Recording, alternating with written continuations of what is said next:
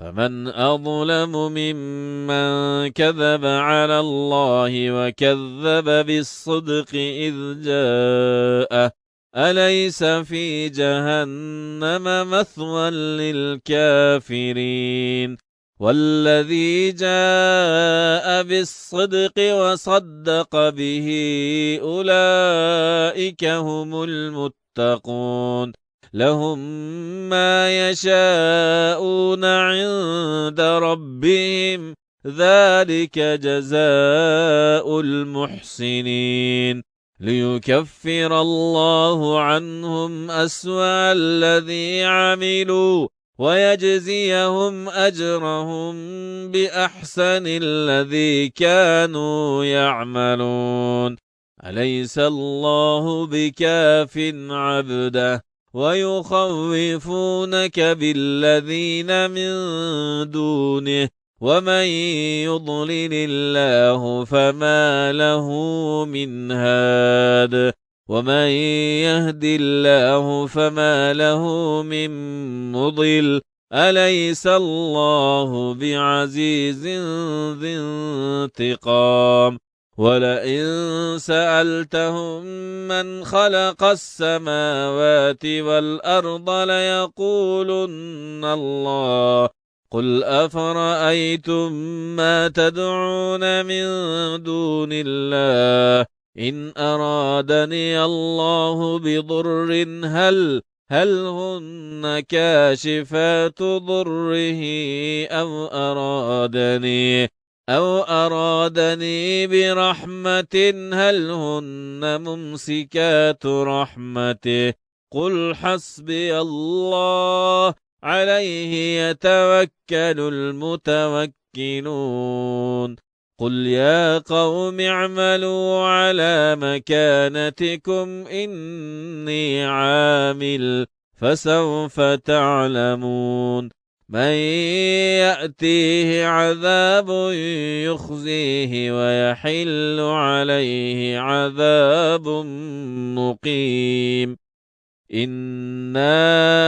أنزلنا عليك الكتاب للناس بالحق فمن اهتدى فلنفسه ومن ضل فإنما يضل عليها وما أنت عليهم بوكيل الله يتوفى الأنفس حين موتها والتي لم تمت في منامها فيمسك التي قضى عليها الموت ويرسل الأخرى إلى أجل مسمى إن في ذلك لآيات لقوم يتفكرون أم اتخذوا من دون الله شفعاء قل أولو كانوا لا يملكون شيئا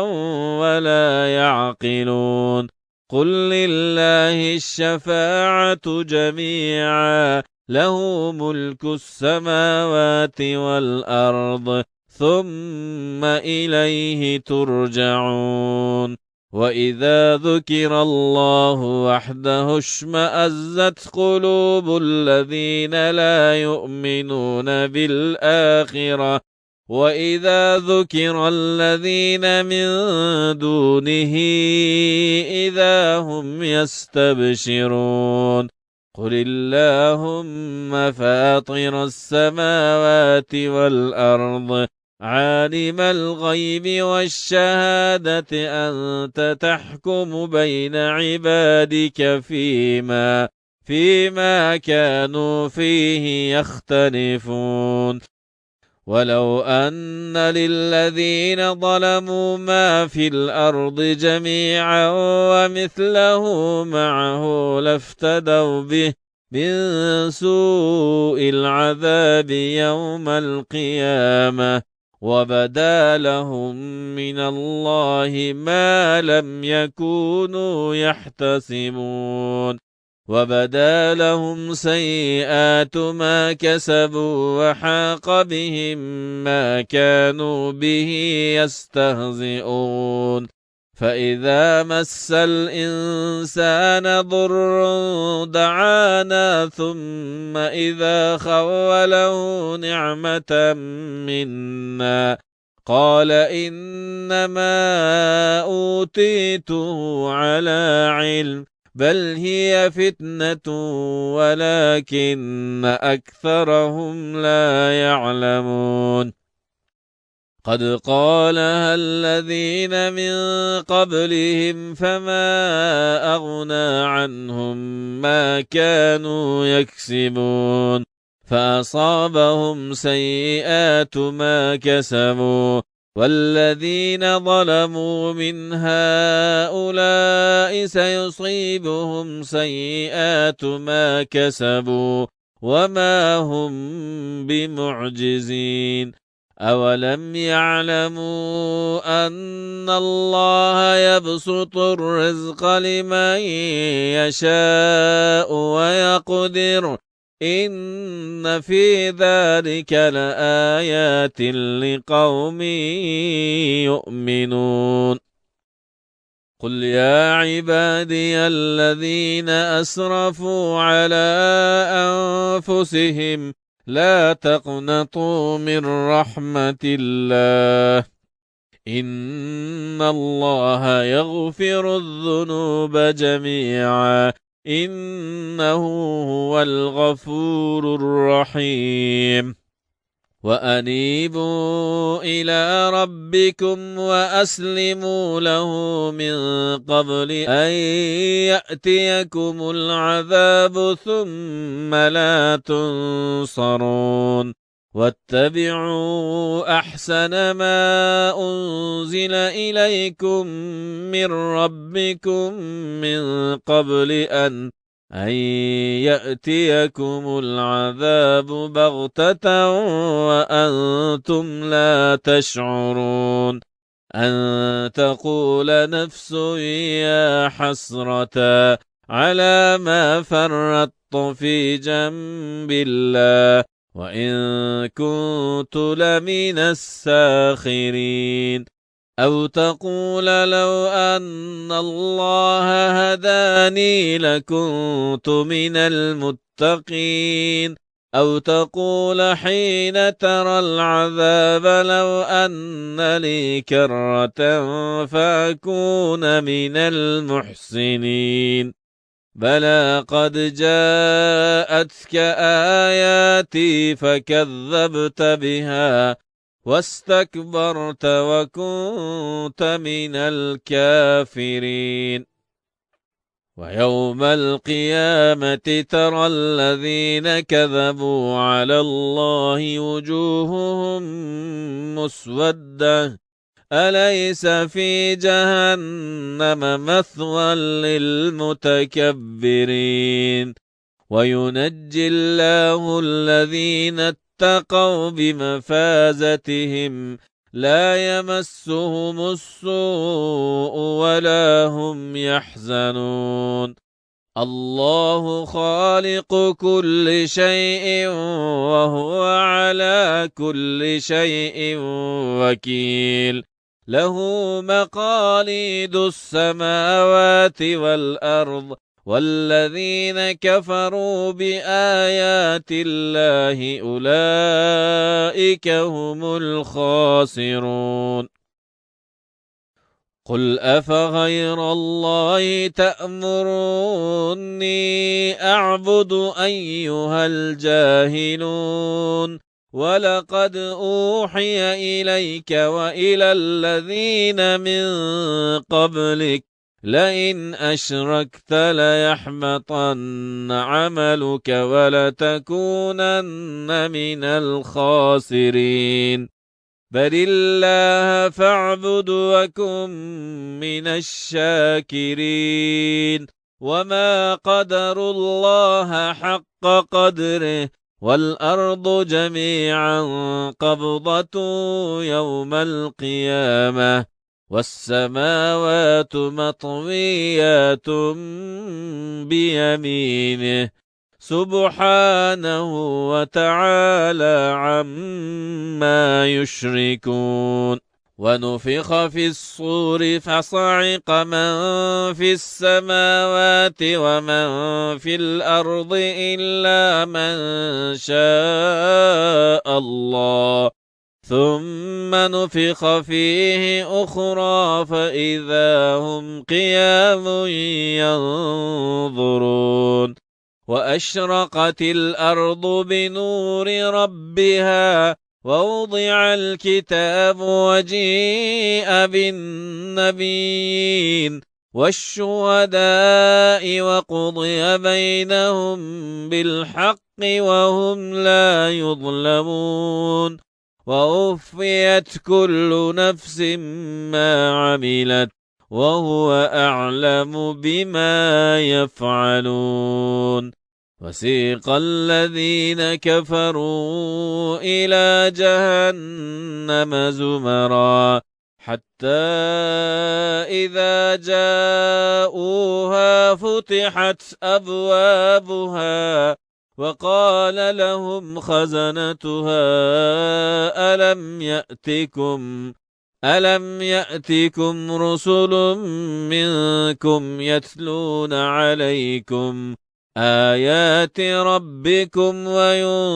وينذرونكم لقاء يومكم هذا قالوا بلى ولكن حقت كلمة العذاب على الكافرين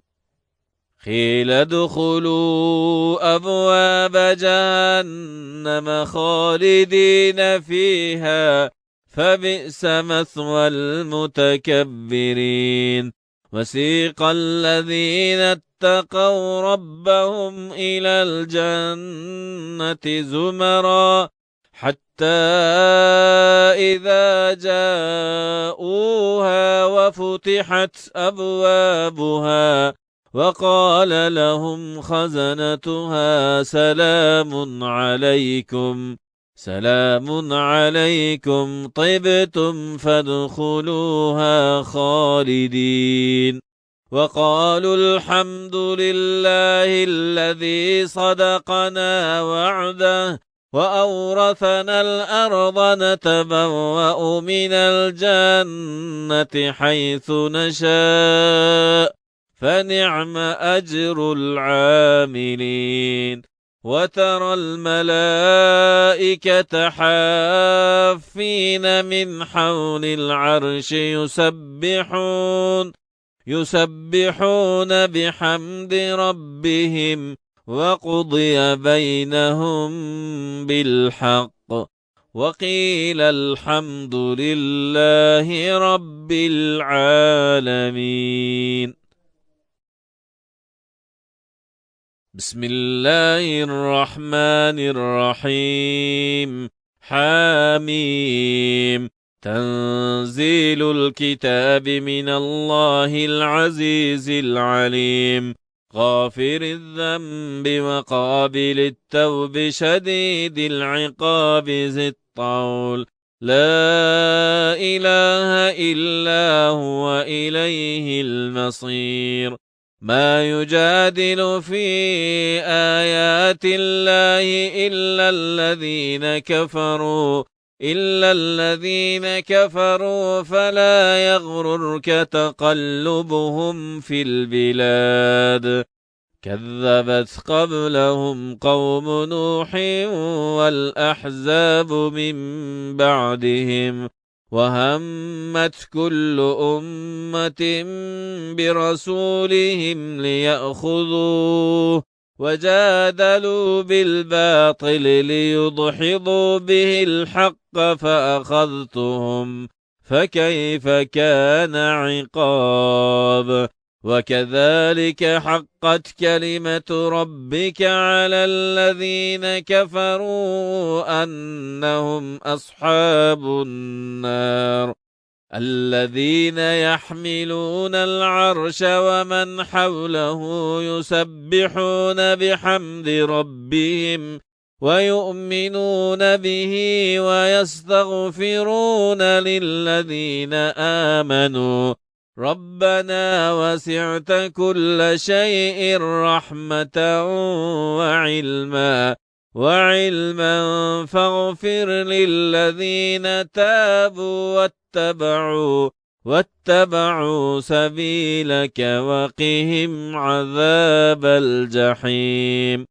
ربنا وأدخلهم جنات عدن التي وعدتهم ومن صلح من آبائهم وأزواجهم وذرياتهم إنك أنت العزيز الحكيم وقهم السيئات ومن تق السيئات يومئذ فقد رحمته وذلك هو الفوز العظيم إن الذين كفروا ينادون لمقت الله أكبر من مقتكم أنفسكم إذ تدعون إلى الإيمان فتكفرون قالوا ربنا أمتنا اثنتين وأحييتنا اثنتين فاعترفنا بذنوبنا فهل إلى خروج من سبيل ذلكم بأنه إذا دعي الله وحده كفرتم وإن يشرك به تؤمنوا فالحكم لله العلي الكبير هو الذي يريكم آياته وينزل لكم من السماء رزقا وما يتذكر إلا من ينيب فادعوا الله مخلصين له الدين ولو كره الكافرون رفيع الدرجات ذو العرش يلقي الروح من أمره على من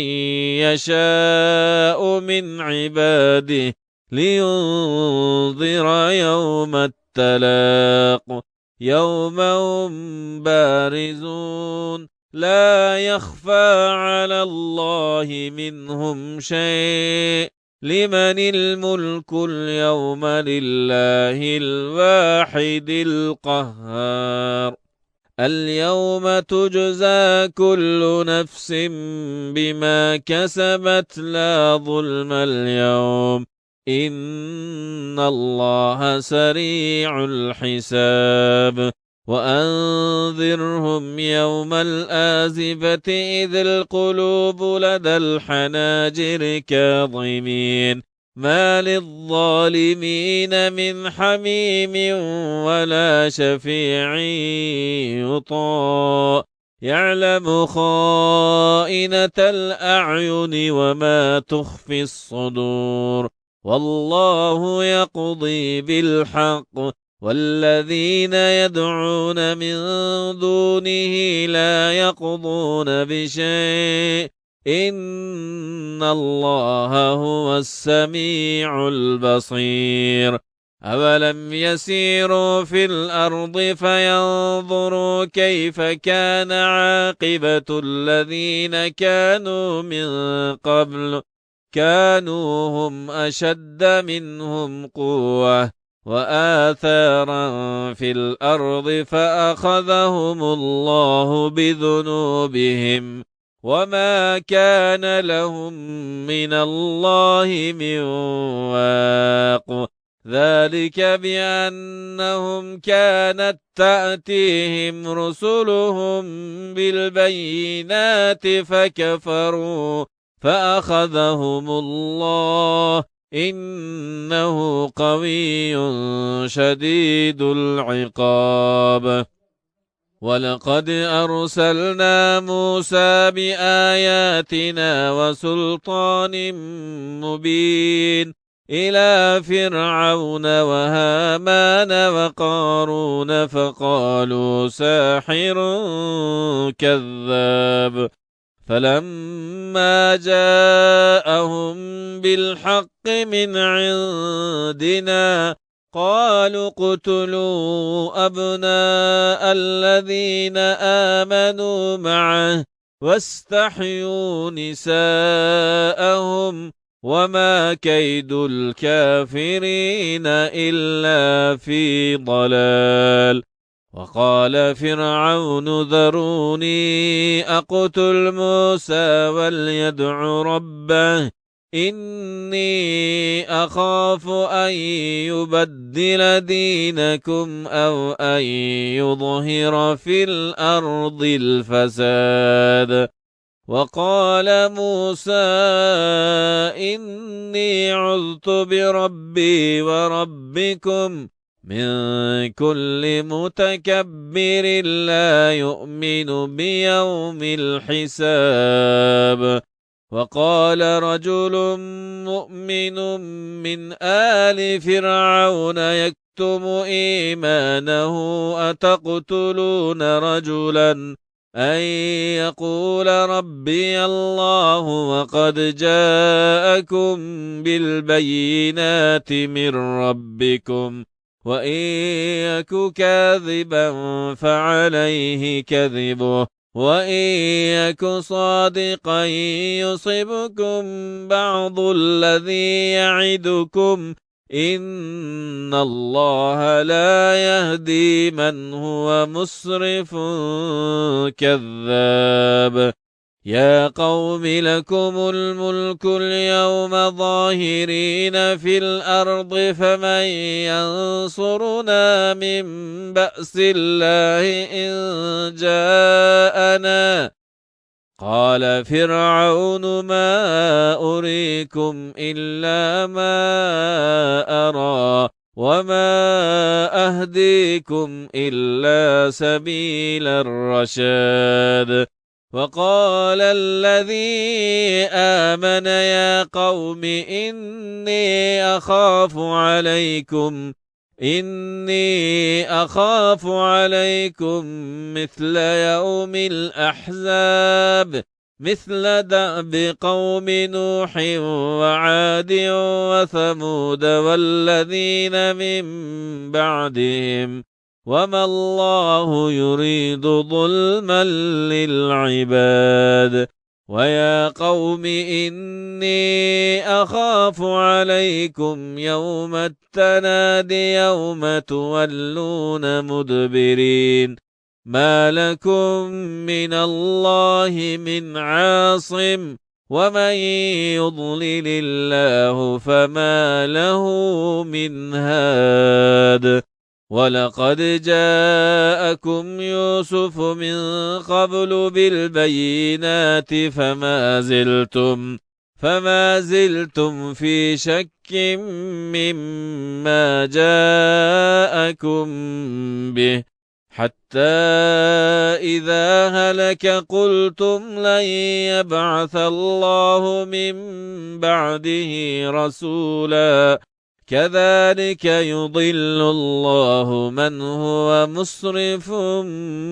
مرتاب.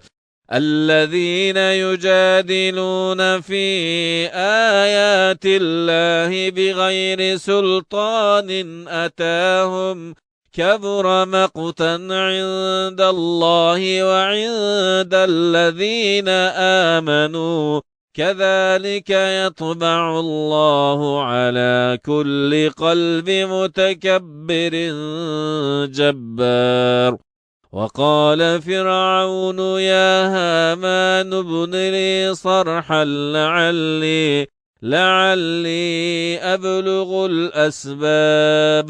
أسباب السماوات فأطلع إلى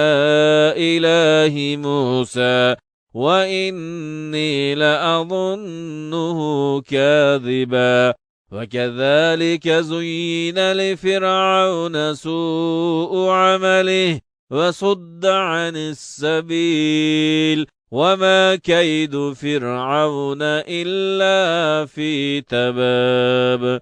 وقال الذي آمن يا قوم فاتبعون أهدكم سبيل الرشاد يا قوم إنما هذه الحياة الدنيا متاع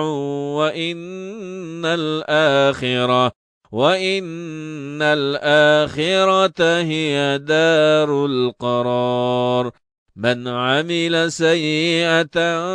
فلا يجزى إلا مثلها ومن عمل صالحا من ذكر أو أنثى وهو مؤمن فأولئك يدخلون الجنة يرزقون فيها بغير حساب ويا قوم ما لي أدعوكم إلى النجاة وتدعونني إلى النار تدعونني لأكفر بالله وأشرك به ما ليس لي به علم وأنا أدعوكم إلى العزيز الغفار لا جرم أن ما تدعونني إليه ليس له دعوة في الدنيا ولا في الآخرة وأن مردنا إلى الله وأن المسرفين هم أصحاب النار فستذكرون ما أقول لكم وأفوض أمري إلى الله إن الله بصير بالعباد فوقاه الله سيئات ما مكروا وحاق بآل فرعون سوء العذاب النار يعرضون عليها غدوا وعشيا ويوم تقوم الساعة أدخلوا آل فرعون أشد العذاب وإذ يتحاجون في النار فيقول الضعفاء للذين استكبروا إنا كنا لكم تبعا فهل أنتم مغنون عنا نصيبا من النار قال الذين استكبروا إنا كل فيها إن الله قد حكم بين العباد وقال الذين في النار لخزنة جهنم ادعوا ربكم يخفف عنا يوما من العذاب قالوا أولم تك تأتيكم رسلكم بالبينات قالوا بلى قالوا فادعوا وما دعاء الكافرين إلا في ضلال إنا لننصر رسلنا والذين آمنوا في الحياة الدنيا ويوم يقوم الأشهاد يوم لا ينفع الظالمين معذرتهم ولهم اللعنة ولهم سوء الدار ولقد آتينا موسى الهدى وأورثنا بني إسرائيل الكتاب هدى وذكرى لأولي الألباب فاصبر إن وعد الله حق واستغفر لذنبك واستغفر لذنبك وسبح بحمد ربك بالعشي والإبكار. إن الذين يجادلون في آيات الله بغير سلطان أتاهم إن في صدورهم إلا كبر ما هم ببالغيه فاستعذ بالله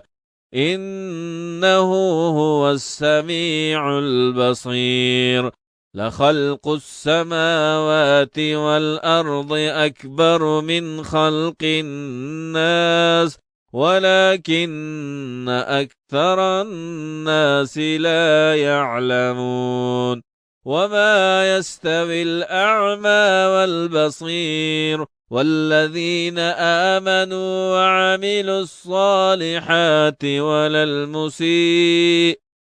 المسيء قليلا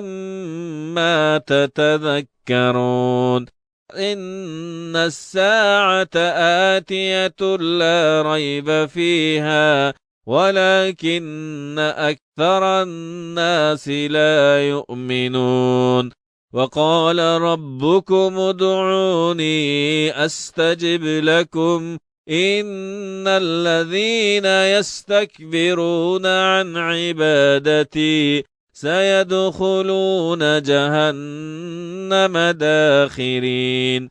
الله الذي جعل لكم الليل لتسكنوا فيه والنهار مبصرا إن الله لذو فضل على الناس ولكن أكثر الناس لا يشكرون. ذلكم الله ربكم خالق كل شيء لا إله إلا هو فأنى تؤفكون. كذلك يؤفك الذين كانوا بآيات الله يجحدون.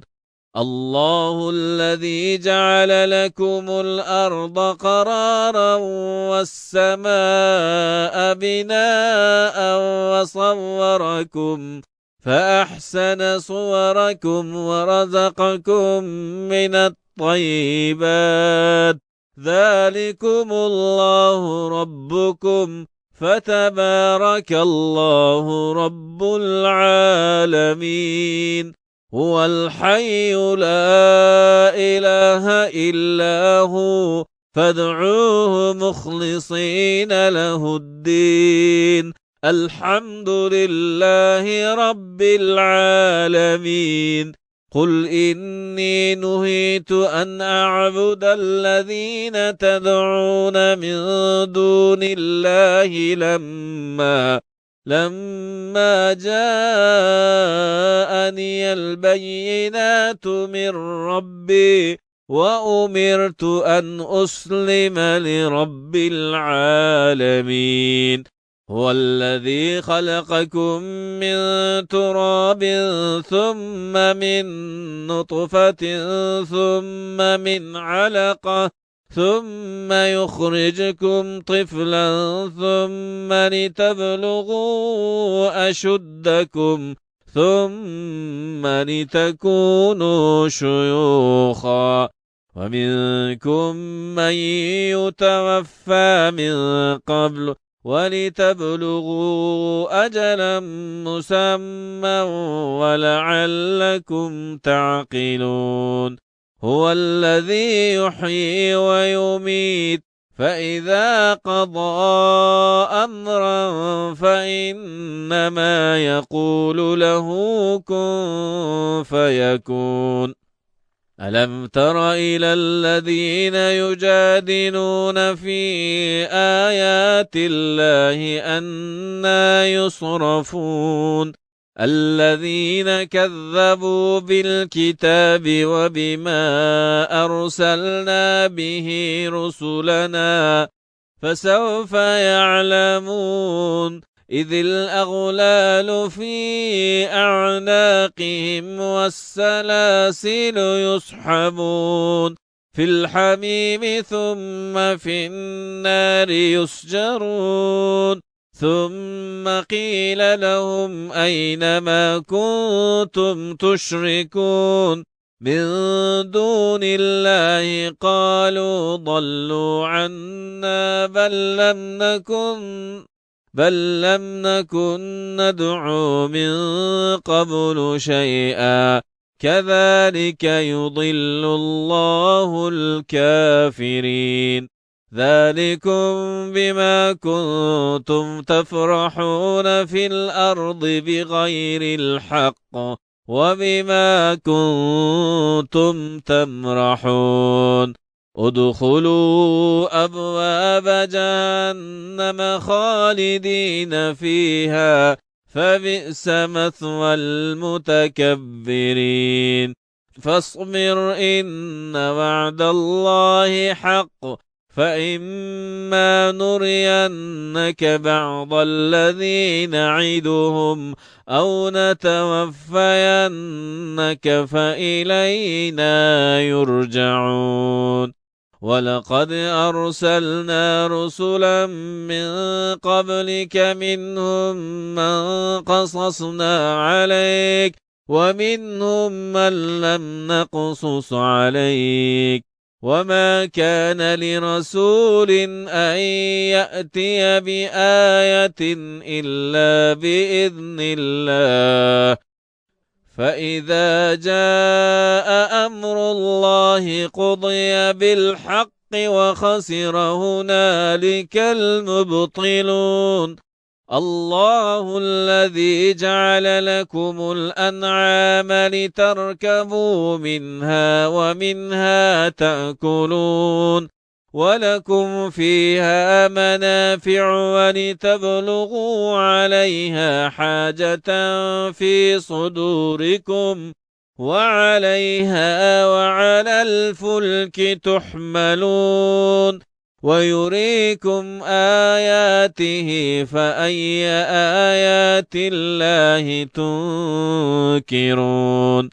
أفلم يسيروا في الأرض فينظروا كيف كان عاقبة الذين من قبلهم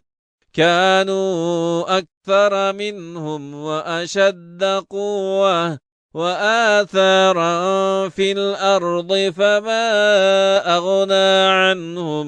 ما كانوا يكسبون فلما جاءتهم رسلهم بالبينات فرحوا بما عندهم من العلم وحاق بهم ما كانوا به يستهزئون فلما رأوا بأسنا قالوا آمنا بالله وحده وكفرنا بما كنا به مشركين فلم يك ينفعهم إيمانهم لما رأوا بأسنا سنة الله التي قد خلت في عباده وخسر هنالك الكافرون صدق الله العظيم. Kur'an-ı Kerim ابتي تاله. بسم الله الرحمن الرحيم حميم تنزيل من الرحمن الرحيم كتاب فصلت آياته قرآنا عربيا لقوم يعلمون بشيرا ونذيرا فأعرض أكثرهم فهم لا يسمعون وقالوا قلوبنا في أكنة مما تدعونا إليه وفي آذاننا وقر ومن بيننا وبينك حجاب فاعمل إننا عاملون قل إنما أنا بشر مثلكم يوحى إلي أنما إلهكم إله واحد فاستقيموا إليه واستغفروه وويل للمشركين الذين لا يؤتون الزكاة وهم بالآخرة هم كافرون إن الذين آمنوا وعملوا الصالحات لهم أجر غير ممنون قل أئنكم لتكفرون بالذي خلق الأرض في يومين وتجعلون له أندادا ذلك رب العالمين وجعل فيها رواسي من فوقها وبارك فيها وقدر فيها أقواتها في 4 أيام سواء للسائلين ثم استوى إلى السماء وهي دخان فقال لها وللأرض ائتيا طوعا أو كرها قالتا أتينا طائعين فقضاهن 7 سماوات في يومين وأوحى في كل سماء أمرها وزينا السماء الدنيا بمصابيح وحفظا ذلك تقدير العزيز العليم فإن أعرضوا فقل أنذرتكم صاعقة مثل صاعقة عاد وثمود إذ جاءتهم الرسل من بين أيديهم ومن خلفهم ألا تعبدوا إلا الله قالوا لو شاء ربنا لأنزل ملائكة فإنا بما أرسلتم به كافرون فأما عاد فاستكبروا في الأرض بغير الحق وقالوا من أشد منا قوة أولم يروا أن الله الذي خلقهم هو أشد منا قوة وكانوا بآياتنا يجحدون فأرسلنا عليهم ريحا صرصرا في أيام نحسات لنذيقهم عذاب الخزي في الحياة الدنيا ولعذاب الآخرة أخزى وهم لا ينصرون وأما ثمود فهديناهم فاستحبوا العمى على الهدى فأخذتهم صائقة العذاب الهون بما كانوا يكسبون ونجينا الذين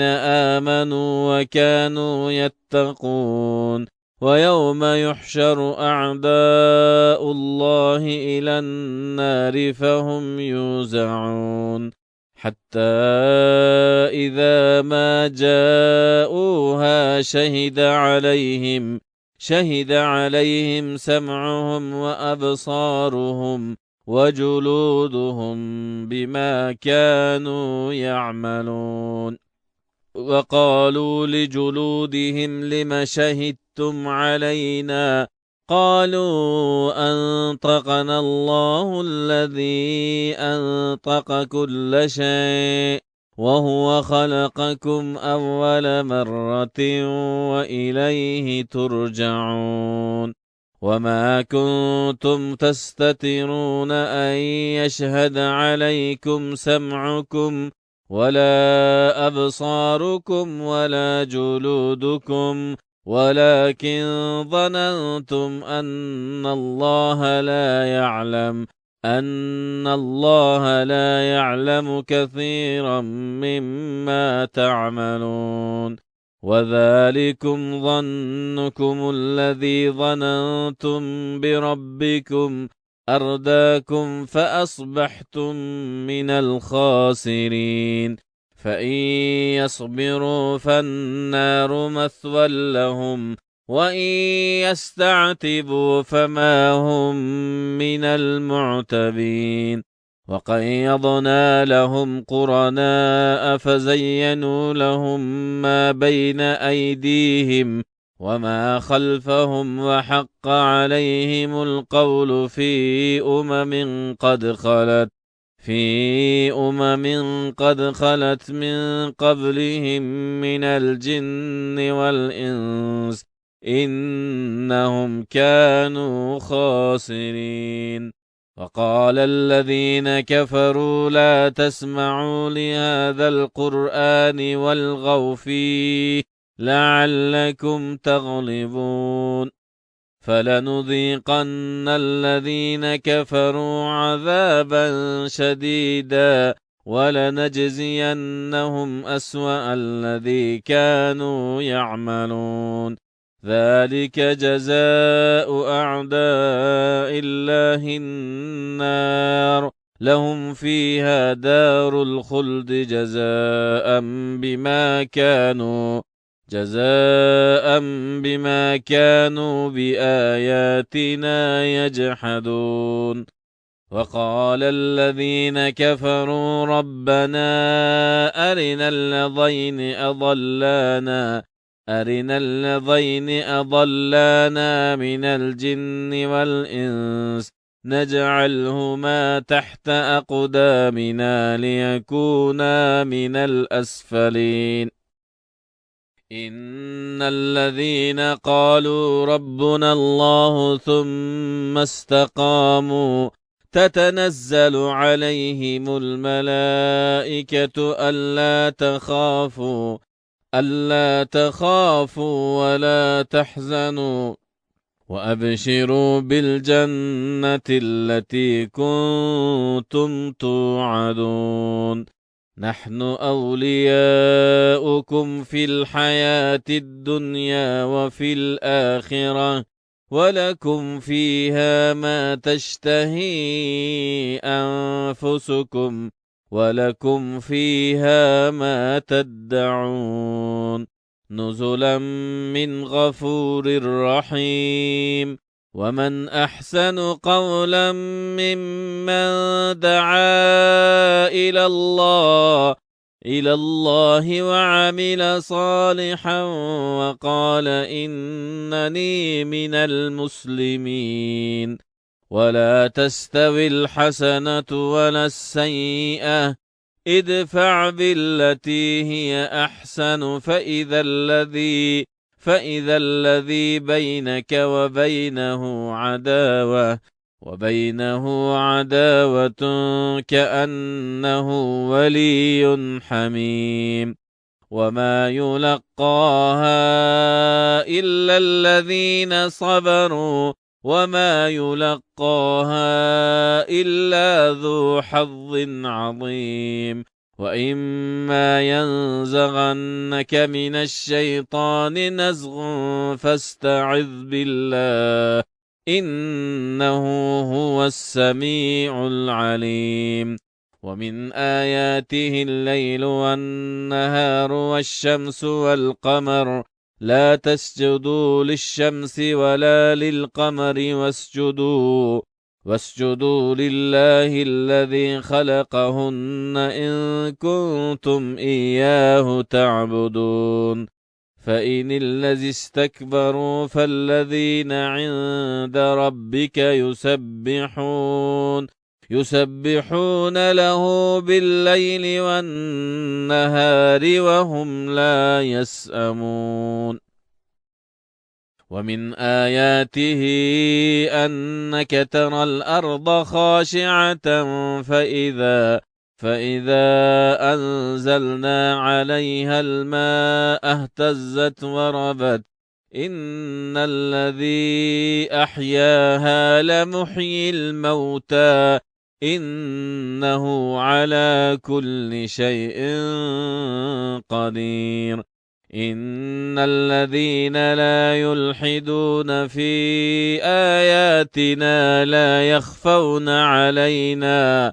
أفمن يلقى في النار خير أمن يأتي آمنا يوم القيامة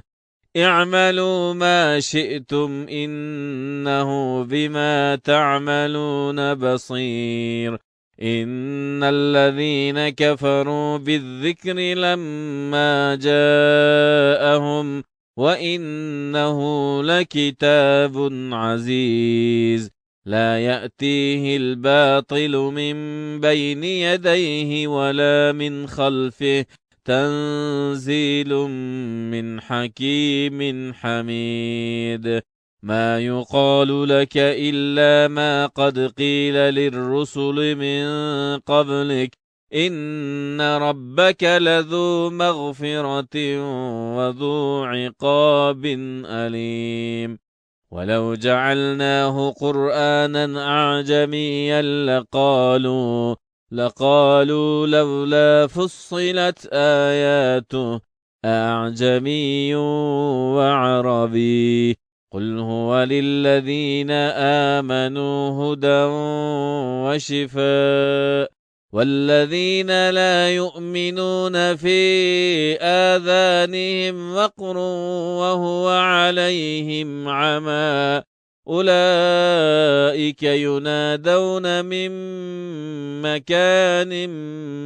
بعيد ولقد آتينا موسى الكتاب فاختلف فيه ولولا كلمة سبقت من ربك لقضي بينهم وإنهم لفي شك منه مريب من عمل صالحا فلنفسه ومن أساء فعليها وما ربك بظلام للعبيد